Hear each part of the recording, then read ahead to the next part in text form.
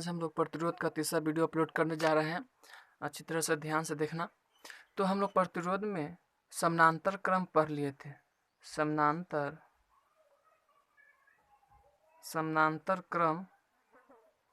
क्रम देख लिए थे।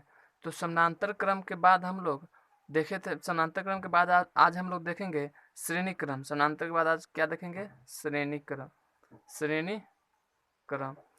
क्रम ध्यान रखना। समानांतर देख लिए, श्रेणी क्रम मतलब कि सीरीज में देखेंगे, सीरीज में। तो श्रेणी क्रम में क्या होता है ध्यान रखना कि मान लेते हैं कि माना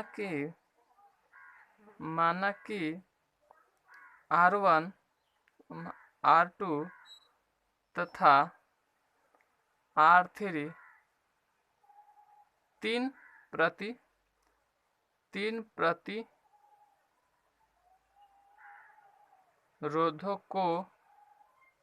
प्रतिरोधों को श्रेणी क्रम में जोड़ा गया। श्रेणी क्रम में जोड़ा गया है। तो समतुल्य प्रतिरोध क्या होगा? तो समतुल्य प्रतिरोध क्या होगा? इस तरह से पूछ लेता है। हमने यहाँ इस तरह से सिंबल ले लिए, लेकिन कभी देता है कि 2 ओम 3 ओम 4 ओम के श्रेणी क्रम में जोड़ दिया गया तो समतुल्य प्रतिरोध क्या होगा, इस तरह से पूछ लेता है। तो ध्यान देना थोड़ा सा। यदि इसी को हम लोग समानांतर में देखते हैं तो समानांतर में तो बताए थे कि यदि समानांतर में पूछता, इसको किसमें? समानांतर में पूछता, तो समानांतर में हम लोग क्या देखे थे याद रखना कि यदि समानांतर पूछता तो समानांतर में इसका होता था कि 1/r इक्विवेलेंट बराबर 1/r1 जोड़ 1/r2 प्लस 1/r3। इस तरह से देख रहे समानांतर में। लेकिन पूछा क्या है? श्रेणी में क्या होगा? तो श्रेणी में इसका हो जाएगा R इक्विवेलेंट बराबर, श्रेणी में R इक्विवेलेंट बराबर हो जाएगा R1 जोड़ R2 जोड़ R3। यह होता है हमारा श्रेणी क्रम में। इसका कहने का मतलब यह है कि R1 जैसे कि मान लो तो देख लेते हैं कि यह रहा हमारा R1, यहाँ रहा हमारा R2, यहाँ रहा हमारा R3। यह 3 गो प्रतिरोध है जो इस तरह से हम लोग इसको क्या कर दिए, यहाँ भी वोल्ट दे दिए और श्रेणी में जोड़ दिए। तब टोटल इसका समतुल्य प्रतिरोध, ध्यान रखना, इसका समतुल्य प्रतिरोध क्या होगा? तो इसका समतुल्य प्रतिरोध यह हो जाएगा हमारा। यह एक तरह से फॉर्मूला है। ये बताओ ध्यान रखना कि श्रेणी क्रम में ध्यान रखना कि श्रेणी क्रम में क्या होता है कि धारा का मान समान होता है। जितना धारा इसमें जाएगा उतना ही धारा इसमें जाएगा, उतना ही धारा इसमें जाएगा। कहने का मतलब होता है कि इसको थोड़ा सा लिख लेते हैं, गौर करना कि श्रेणी क्रम में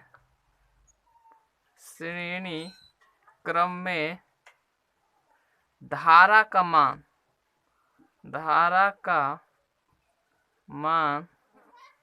श्रेणी क्रम में धारा का मान प्रत्येक प्रतिरोध में समान होता है। क्या होता है? समान होता है, मतलब बराबर होता है, समान होता है। प्रत्येक प्रतिरोध में क्या होता है? समान होता है, बराबर होता है।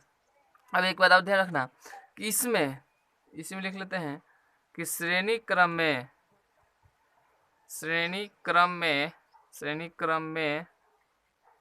विभव का मान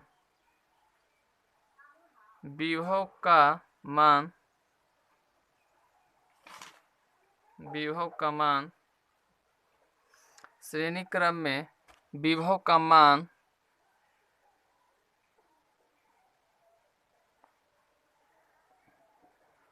अलग अलग होता है। विभव का मान क्या होता है? अलग अलग होता है। जैसे कभी पूछ लेता है विभव का मान अलग अलग होता है तो हम लोग देख लेंगे। जैसे कि ध्यान रखो कि यहाँ तो देख लें R1 R2 R3 3 प्रतिरोध है। तुमसे यदि पूछ लेता है कि देखिए कि यदि, क्वेश्चन ध्यान रखना कि यदि R1 तथा R2 दो प्रतिरोध है, दो प्रतिरोध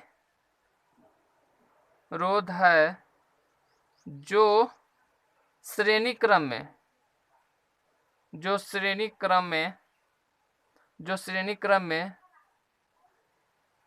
जोड़ा गया है, जो श्रेणी क्रम में जोड़ा गया है, तो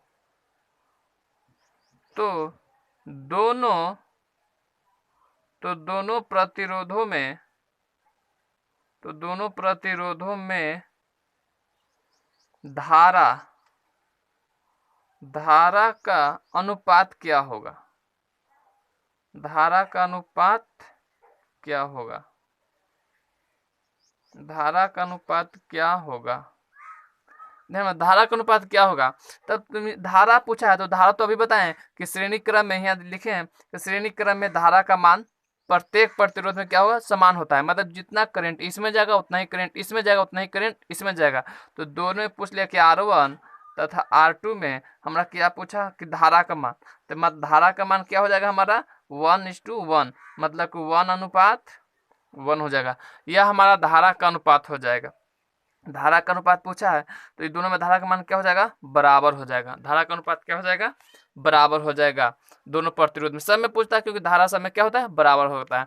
लेकिन यही विभव पूछता है कि विभव का मान क्या होगा। तो ध्यान रखना दोस्तों कि यदि हम लोग आगे फिर एक और वीडियो अपलोड करेंगे, अभी कई वीडियो अपलोड करेंगे, उसमें हम लोग देखेंगे कि श्रेणी क्रम में विभव अलग अलग होता है, तो इसमें कितना वोल्ट जाएगा, इसमें कितना वोल्ट जाएगा, इसमें कितना वोल्ट जाएगा, तो हम लोग उसको देखेंगे। अच्छा, समानांतर में बताए थे कि धारा का मान अलग होता है, तो हम लोग समानांतर में देखेंगे कि किस प्रतिरोध में कितना धारा प्रवाहित होगा, तो उसका अलग से एक हम लोग क्वेश्चन लेकर के हल करेंगे।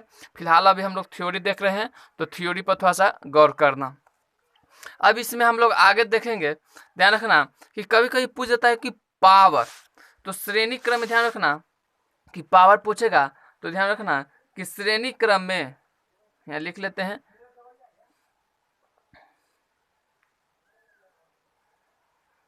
श्रेणी क्रम में पावर यदि पूछ ले तो ध्यान रखना है श्रेणी क्रम में पावर का फॉर्मूला होता है 1/में P इक्विवेलेंट बराबर 1/में P1 जोड़ 1/में P2 जोड़ 1/में P3।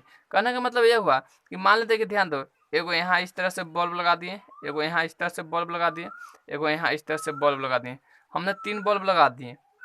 यह तीनों बल्ब को मान लेते हैं कि इस तरह से, यहाँ इसको 100 वाट का यह बल्ब रहा, ये भी 100 वाट का रहा, ये भी 100 वाट का रहा। ध्यान रखना, तो इसका कब पूछ लेगा कि बताइए 100 वाट का है, 100 वाट का है, श्रेणी क्रम में जोड़ा गया है, तो इसका समतुल्य प्रतिरोध, समतुल्य शक्ति क्या होगा? तो समतुल्य शक्ति कुछ नहीं, इस तरह से हम लोग देख लेंगे, फॉर्मूला पर बैठा देंगे। 1/में P इक्विवेलेंट बराबर बैठा देना 1/में 100 प्लस 1/में 100 और प्लस 1/में 100, इतना वाट। इस तरह से हम लोग इसको हल कर लेंगे, तो इतना वाट हमारा आंसर आ जाएगा।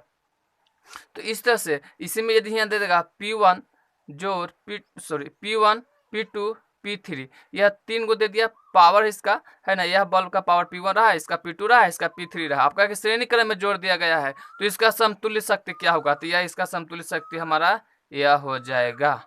बात करो 1/P इक्विवेलेंट बराबर 1/P1 जोड़ 1/P2 जोड़ 1/P3। इसी में यदि 2 को दे देता कि यह लीजिए आपका से यह रहा एक P1 और यह रहा P2, इस तरह से श्रेणी क्रम में जोड़ दिया गया है।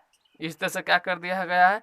श्रेणी क्रम में जोड़ दिया गया है। तो इसका समतुल्य शक्ति बताइए, तो कुछ नहीं, इसका P इक्विवेलेंट बराबर यदि 2 को रहेगा तो P1 गुने P2 और बटा में P1 जोड़ P2 कर देना है।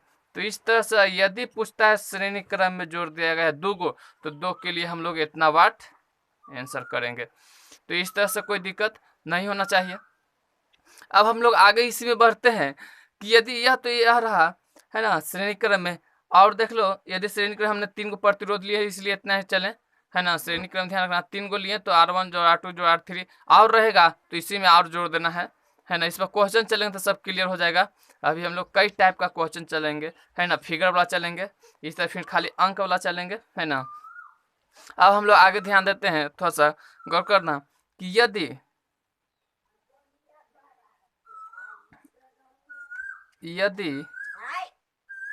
आर प्रतिरोध यदि आर प्रतिरोध वाले यदि आर प्रतिरोध वाले एन प्रतिरोधकों को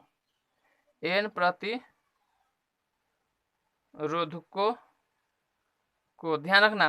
प्रतिरोधक क्या है? प्रतिरोध जो मान लो कोई बल्ब है, तो बल्ब जो हुआ वो प्रतिरोधक हुआ, लेकिन उसका जो मान होगा, रेटिंग होगा, वह प्रतिरोध आर होगा। तो कहें कि यदि आर प्रतिरोध वाले एन प्रतिरोधकों को श्रेणी क्रम में जोड़ा गया है। किसमें? श्रेणी क्रम में जोड़ा गया है। श्रेणी क्रम में जोड़ा गया है, तो समतुल्य प्रतिरोध क्या होगा?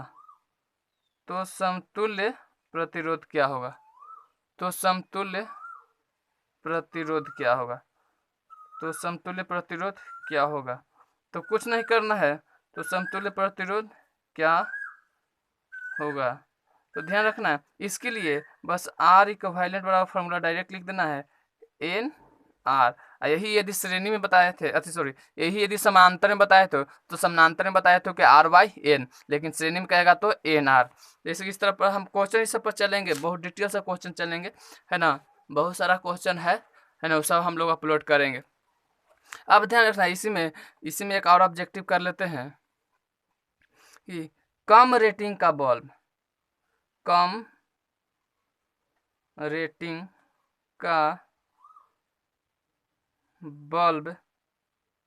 श्रेणी क्रम में ज्यादा प्रकाश देती है। श्रेणी क्रम में ज्यादा प्रकाश देती है। इस तरह से क्वेश्चन का ध्यान रखना, ज्यादा प्रकाश देती है। कभी कभी ऑब्जेक्टिव इस तरह से पूछ लेता है, इसलिए हम लोग इसको लिख लिए हैं। अब हम लोग क्वेश्चन पाते हैं, कुछ क्वेश्चन लिए हैं, जैसे कि देख लेते हैं क्वेश्चन पर। क्वेश्चन ध्यान रखना, हम लोग यहाँ क्वेश्चन देख लेते हैं। देखिए ध्यान देना, यदि 2 ओम, 4 ओम तथा 6 ओम के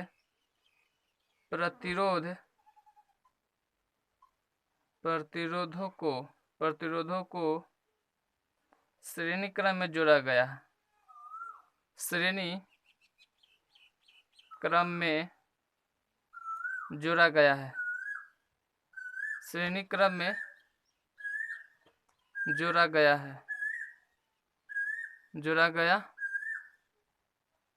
है, तो समतुल्य प्रतिरोध क्या होगा? तो समतुल्य प्रतिरोध क्या होगा? तो समतुल्य प्रतिरोध क्या होगा? तो अब गौर करना, समतुल्य प्रतिरोध कौन सा क्रम में जोड़ा गया है? तो श्रेणी क्रम में। तो अभी बताएं, आर इक्विवेलेंट बराबर कुछ नहीं करना है, R1 जोड़ R2 जोड़ R3। अब ध्यान रखना, आर इक्विवेलेंट बराबर पूछ ही रहा है, तो बताओ थोड़ा सा, R1 का मान कितना है? 2 ओम प्लस R2 का मान कितना है? 4 ओम, और R3 का मान कितना रहा हमारा? 6 ओम। तो अब ध्यान रखना, तो सभी को जोड़ने कितना होगा? 6 4 10 2 12 ओम हमारा आंसर आ गया। अच्छा, एक बात और यहाँ गौर कर लेना, हम लोग ऑब्जेक्टिव लिखाएंगे, लेकिन ध्यान दो, प्रत्येक कहने का मतलब यह रहा कि देखिए यहाँ पर ये 3 जो दिया है, देखो क्या एक यह रहा, जैसे कि यहाँ पर जो दिया है कि यह मान लेते हैं कि यह देखिए यह रहा R2 ओम, यहाँ पर यह रहा 4 ओम, इस तरह से कहा, यहाँ पर रहा यह हमारा 6 ओम, यह 3 गुना इस तरह से श्रेणी क्रम में जोड़ दिया, इस तरह से श्रेणी क्रम में जोड़ दिया। अब इसके बाद पूछा कि टोटल का समतुल्य प्रतिरोध क्या होगा। तो टोटल का कितना समतुल्य प्रतिरोध आया 12 ओम, लेकिन प्रत्येक का कितना 2 ओम 4 ओम 6 ओम, मतलब कि श्रेणी क्रम में समतुल्य प्रतिरोध प्रत्येक से अधिक होती है। ध्यान रखना, श्रेणी क्रम में देखो तो समतुल्य प्रतिरोध क्या हो गया, प्रत्येक से अधिक आया है। प्रत्येक से अधिक 2 है 12 आया है, 4 है 12 आया है, 6 है 12 आया है, लेकिन क्या है कि प्रत्येक से अधिक आया है। मतलब कि श्रेणी क्रम में समतुल्य प्रतिरोध प्रत्येक प्रतिरोध से क्या होता है, अधिक होता है। तो इसी ऑब्जेक्टिव को हम लोग लिख लेते हैं। ध्यान रखना कि श्रेणी क्रम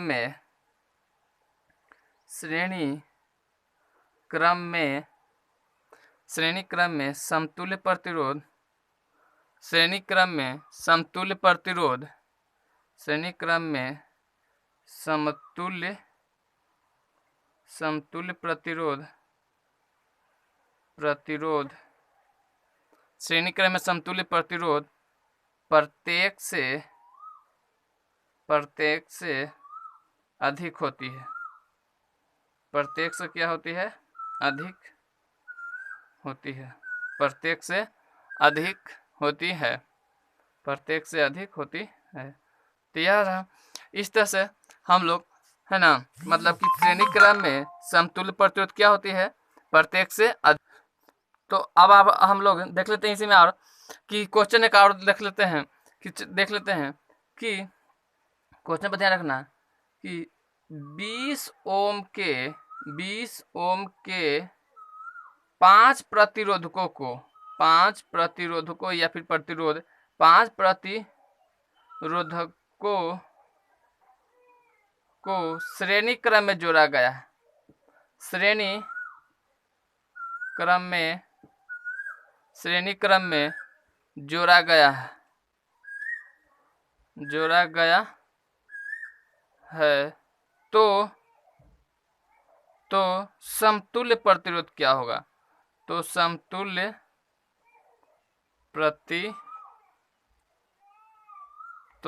प्रतिरोध क्या होगा।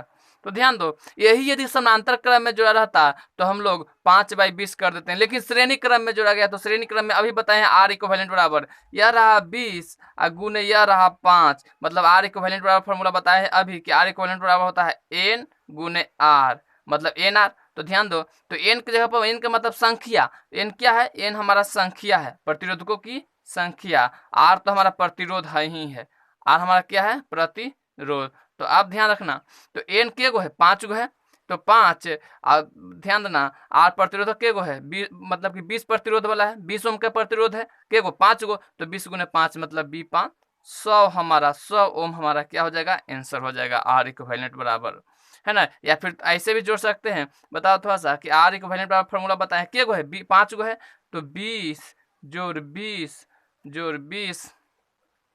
इस तरह से करते जाओ, उसके बाद जोड़ दो तो क्या आ जाएगा, 100 ओम हमारा आ जाएगा।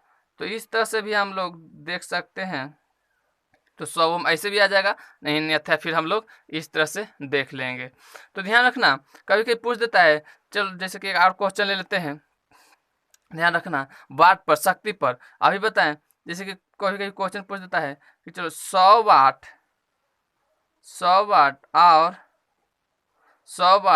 40 वाट 100 वाट और 40 वाट के, देखना 100 वाट और 40 वाट के दो बल्ब को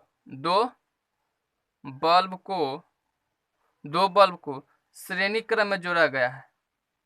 श्रेणी क्रम में जोड़ा गया